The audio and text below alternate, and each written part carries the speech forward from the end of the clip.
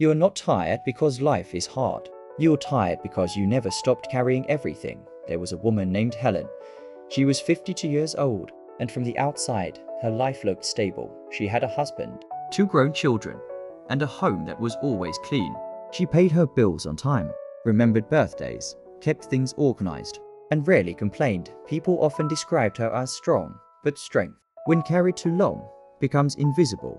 And when it becomes invisible, no one asks if it hurts. Every morning, Helen woke up before the sun, not because she wanted to, because her mind had forgotten how to rest.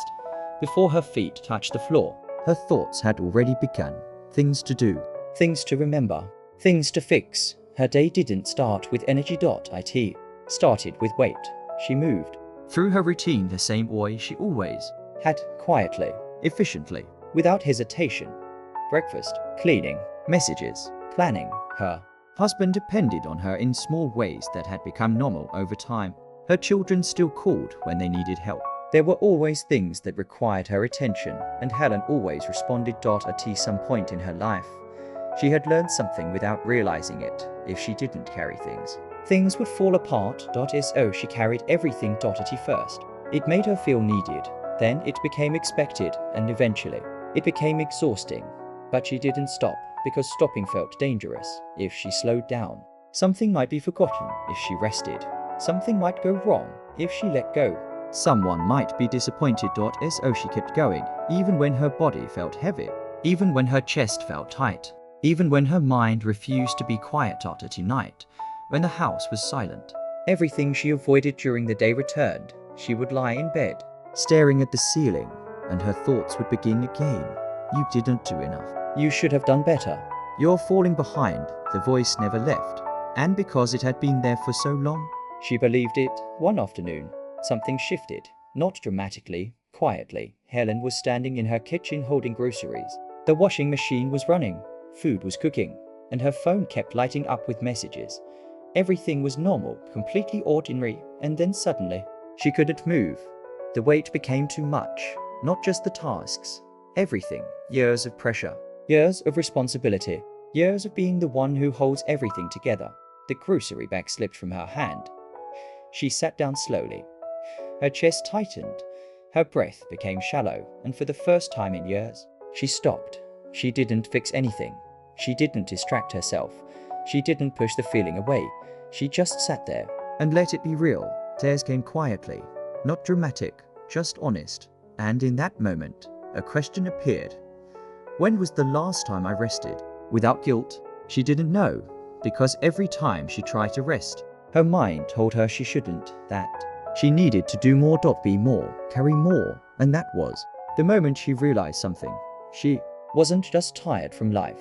She was tired from carrying too much. That evening, her husband came home, long day.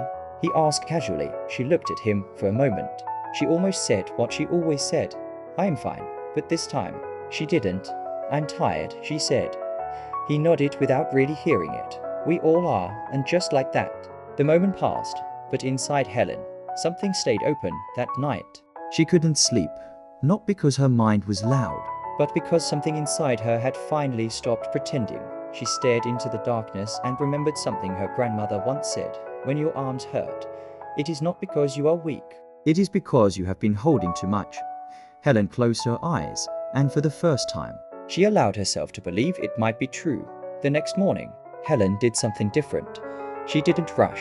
She woke up, sat at the kitchen table, and did nothing. It felt uncomfortable immediately. Her mind reacted.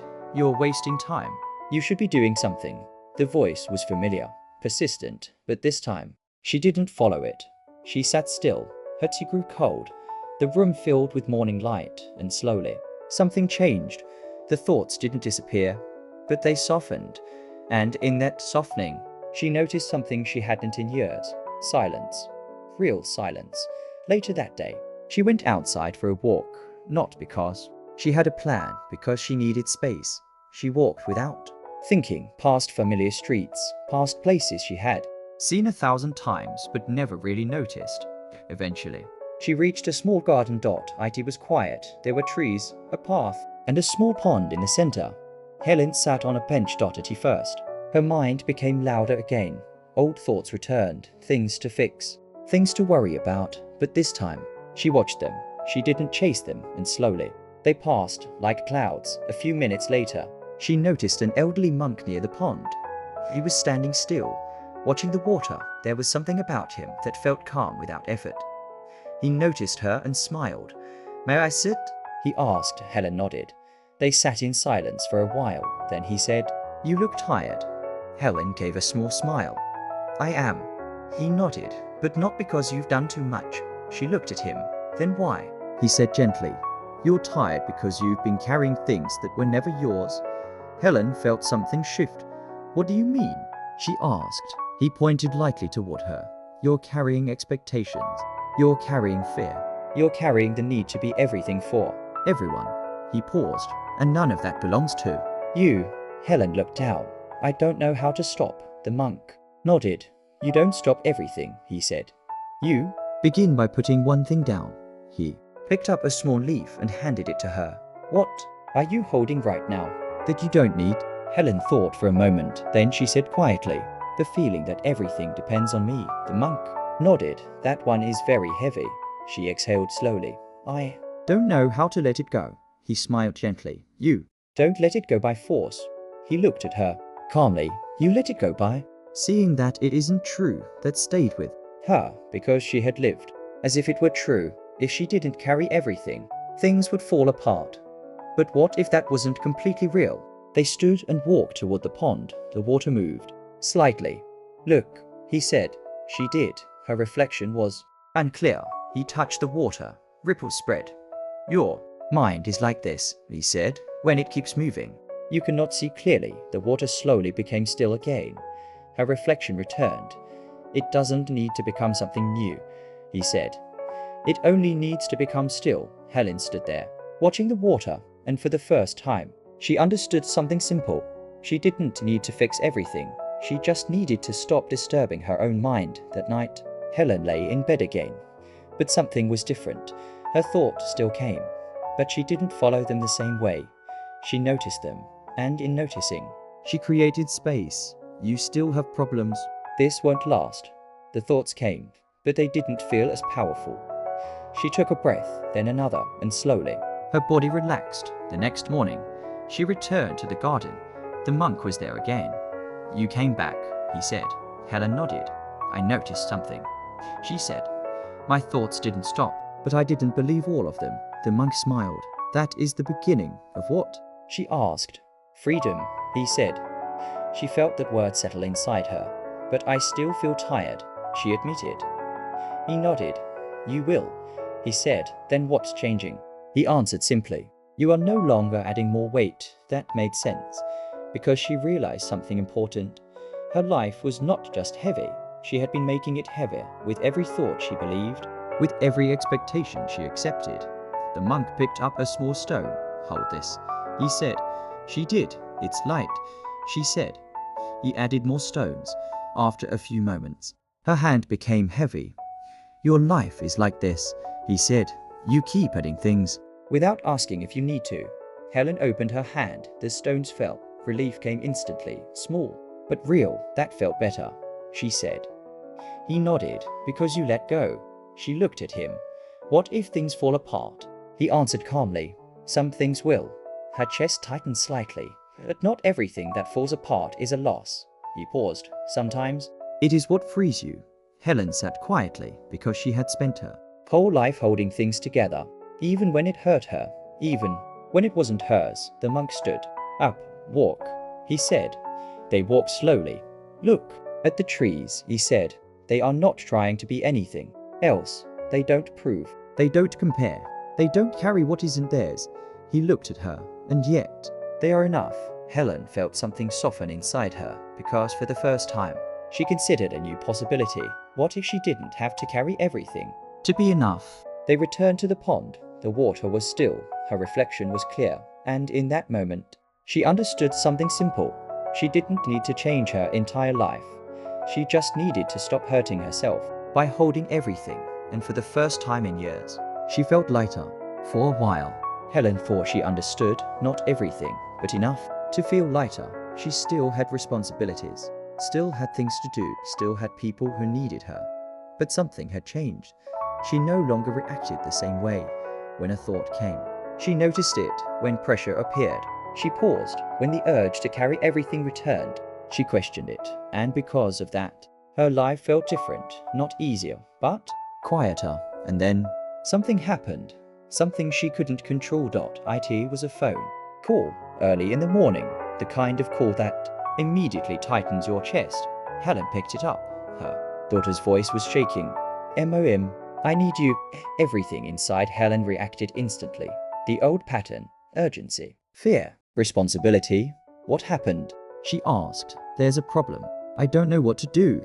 Helen stood up quickly. Her heart started racing.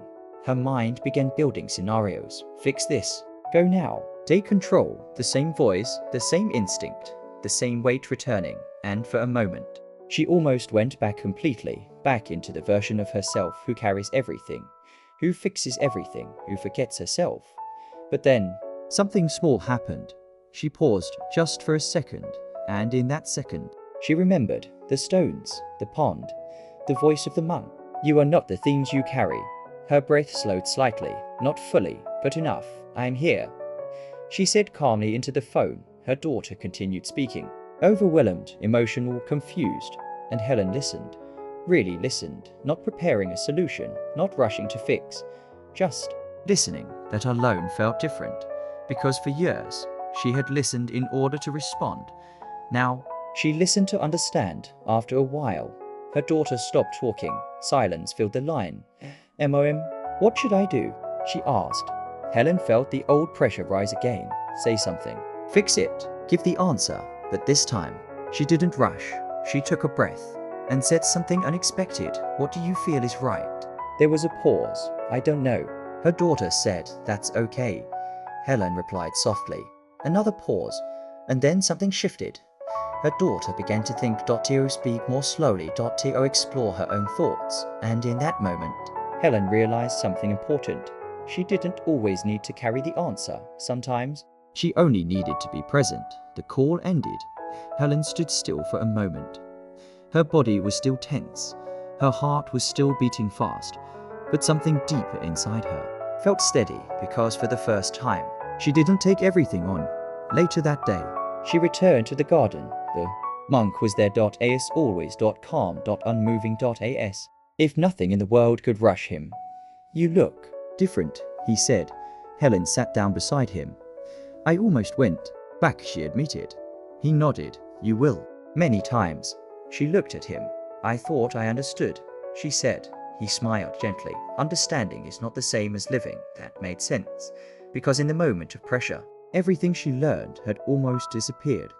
"Something happened today," she said, and she told him about the phone call, about the fear, about the urge to fix everything, about the pause. The monk listened quietly, then he said, "You saw the moment." "What moment?" she asked. "The moment between reaction and choice." Helen stayed silent, because she knew exactly what he meant. Before, there had been no space. Something happened, and she reacted immediately, automatically. But today, there was a gap, a pause, and in that pause, she chose differently. That is where freedom lives, the monk said. Helen felt that deeply, because it was so small. So easy to miss, and yet so powerful. "But it felt hard," she said. He nodded. "It will feel hard," he replied, "because you are going against years of habit." She looked down. "I've been living that way for so long." "Yes," he said, "and now you are seeing it." They sat quietly. The wind moved through the trees. The pond remained still. After a while, Helen asked, "What if I fail?" The monk looked at her. "What does failure mean to you?" She hesitated. "Going back to how I was," she said. He smiled slightly. "You will go back." Her chest tightened.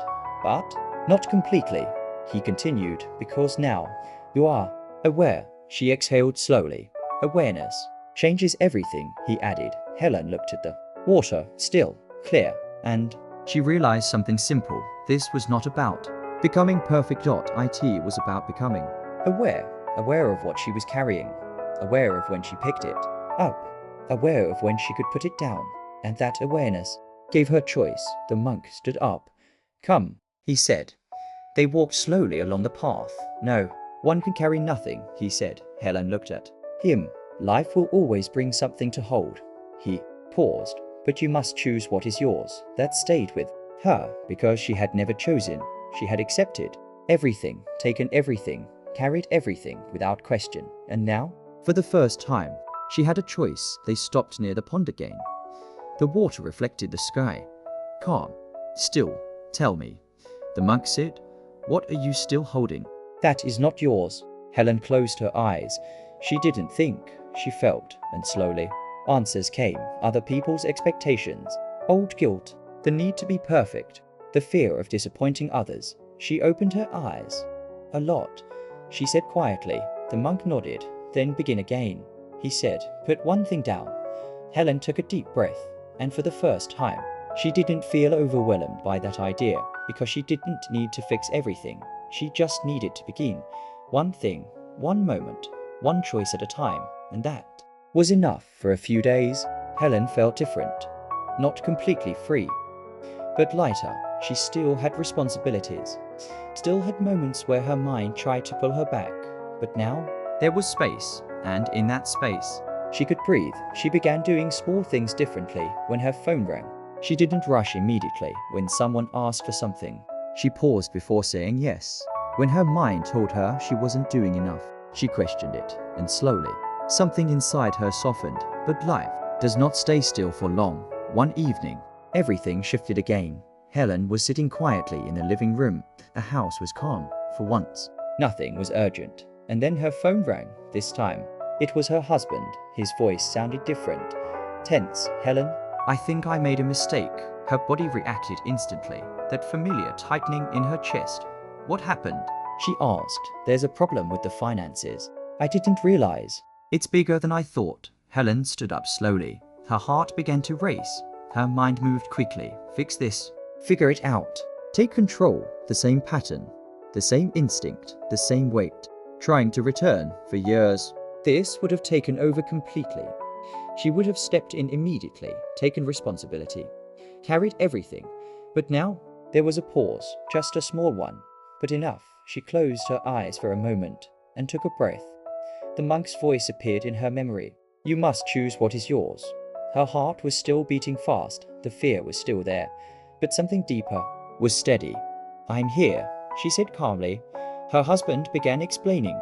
Canvas, mistakes, worry. He sounded overwhelmed. And Helen listened.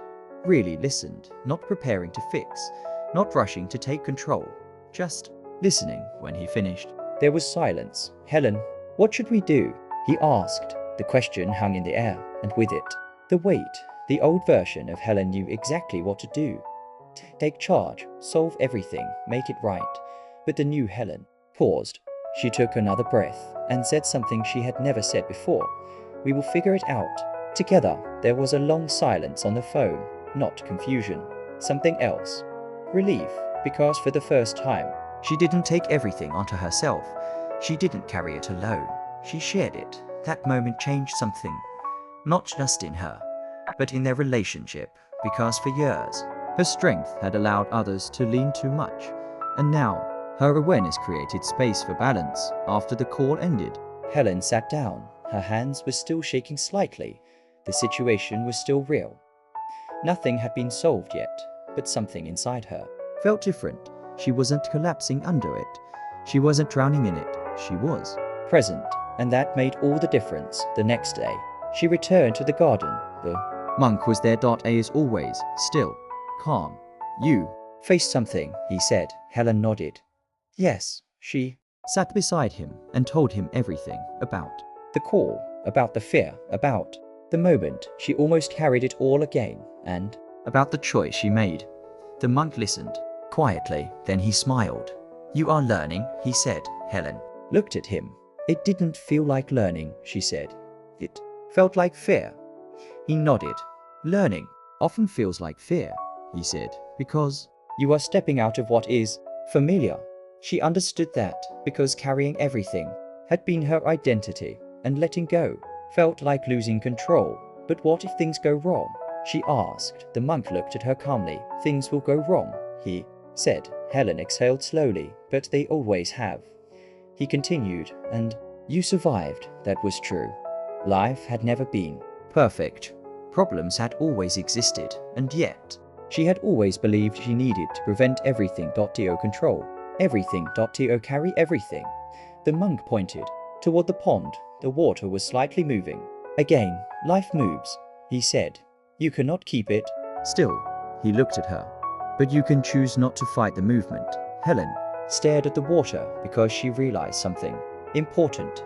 She had spent her whole life trying to stop things from changing, trying to hold everything in place, trying to create certainty. But life was never meant to stay still, and in trying to force it, she had exhausted herself. They sat in silence. The wind moved gently, the world continued, and for the first time, Helen didn't feel like she had to control it. After a while, she spoke again. I think I understand something now, she said. The monk nodded. What is it? She took a breath. I don't have to carry everything to be okay, the monk smiled. Yes, Helen continued. And even when things are difficult, I don't have to carry them alone. He nodded again. That is wisdom, he said. Helen felt something warm in her chest. Not excitement, not relief, something deeper, trust, not in control, not in outcomes, but in herself. In her ability to face life without losing herself. They stood up slowly. The sun was beginning to set. Soft light touched the trees. The pond reflected the sky. Again, calm, still. Helen looked at her reflection, clear, present, and in that moment, she realized something she had never truly understood before. She didn't need to be strong all the time. She didn't need to hold everything together.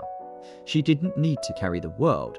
She just needed to be here, and that was enough. In the days that followed, life didn't slow down, problems didn't disappear, responsibilities didn't fade. The world remained the same, but Helen was not. She still woke up early, still made tea, still sat in the same kitchen. But now, she began her day differently. Not with a list, with a breath, just one. And in that breath, she returned to herself. Not the version of her that needed to prove anything. Not the version that had to carry everything, just herself. At first, it felt small, almost meaningless. But slowly, it changed everything, because that breath created space, and in that space, she had a choice she had never seen before. She could pick things up, or she could put them down. The difference was subtle, but powerful. One morning, her daughter called again, this time, not in panic, just to talk. Helen listened, not as someone who needed to solve everything, but as someone who could simply be there, and something shifted. The conversation felt lighter, because it was no longer one-sided. It was shared. Later that day, her husband asked her something simple. Can you handle this for me? The old Helen would have said yes immediately, without thinking, without pausing, without noticing the weight. But this time, she stopped, just for a moment, and asked herself a quiet question. Is this mine to carry? The answer came gently. Not everything is yours. She looked at him and said calmly, I can help, but I won't carry it alone. There was a pause, a small one, but important, because something new had entered the space between them. Balance. Her husband nodded slowly. Okay, he said, and just like that, something shifted, not dramatically, but enough, because for the first time, Helen was no longer the only one holding everything together that evening. She returned to the garden. The monk was there. As always, unchanged. Still, you look lighter, he said. Helen smiled. I feel lighter, she replied. They sat together in silence, the kind of silence that no longer felt empty. It felt full after a while. Helen spoke. I think I understand now, she said.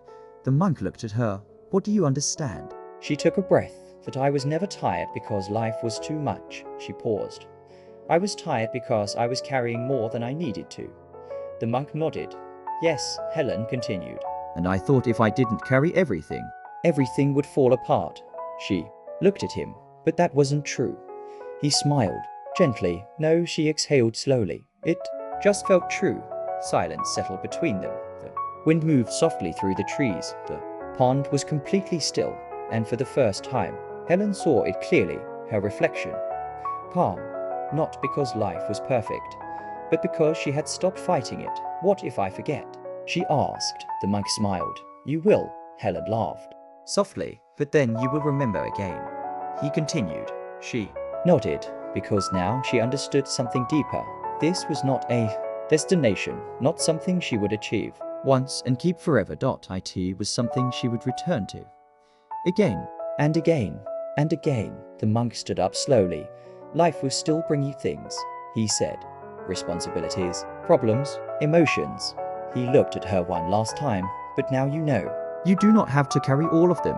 Helen stood as well. The sun was setting. Soft golden light filled the garden. Everything felt quiet, not silent. Alive. She took one last look at the pond. Still, clear. And in that moment, she understood something she had been searching for her entire life. Peace was never something she needed to find. It was something she returned to. When she stopped carrying everything, she walked away slowly, not rushing, not chasing, just walking back to her life, the same life. But not the same way. That night, Helen sat in her kitchen again. The same chair, the same table, the same quiet, but everything felt different.